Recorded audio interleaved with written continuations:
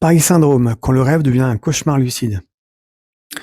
La fin d'une carte postale. Bienvenue sur Dual Lucidity. Regardez bien cette image. Ce n'est pas une scène de film post-apocalyptique. C'est Paris, la ville lumière, celle que le monde entier nous envie, ou plutôt nous enviait. Aujourd'hui, on parle d'un phénomène qui prend une ampleur inquiétante, qui s'appelle le Paris syndrome. À l'origine, c'était un trouble psychiatrique frappant les touristes japonais déçus par l'écart entre le mythe cinématographique et la réalité. Aujourd'hui, ce syndrome n'est plus une pathologie médicale, c'est un constat politique. C'est le choc brutal entre le prestige du passé et la déchéance du présent.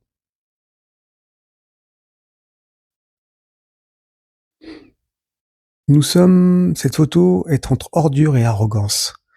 Comment une capitale mondiale peut-elle ressembler à un dépotoir à ciel ouvert sous les yeux de la Tour Eiffel? Ce n'est pas seulement une question de propreté, c'est une question de respect. Respect de notre héritage tout d'abord, respect des habitants d'autre part, et respect de ceux qui viennent nous voir. Cette image de tas de détritus au milieu des avenues historiques symbolise parfaitement l'abandon. On a remplacé l'élégance par l'insécurité, le raffinement par la saleté, et la culture par une sorte de chaos organisé. Quand les touristes tombent malades en réalisant que Paris n'est plus Paris, c'est nous tous qui devrions être en état de choc. Nous sommes en plein déclin d'un symbole. Pourquoi est-ce que cela nous touche autant? Parce que Paris est le visage de la France. Quand le visage est sale, c'est tout le corps qui est jugé.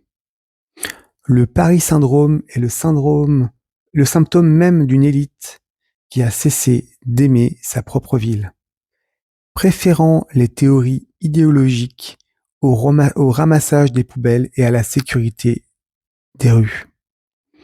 On nous parle de vibration, de modernité, mais la réalité c'est que l'on détruit méthodiquement ce qui faisait l'âme de cette ville. Ce syndrome est la preuve ultime que l'on ne peut pas vivre indéfiniment sur la gloire de nos ancêtres, si l'on est incapable de maintenir la dignité au présent. Il est donc temps de sortir du déni. La lucidité, c'est d'admettre que Paris souffre. Et si Paris souffre, la France s'efface. On ne pourra pas reconstruire le rêve tant qu'on n'aura pas le courage de nettoyer la réalité.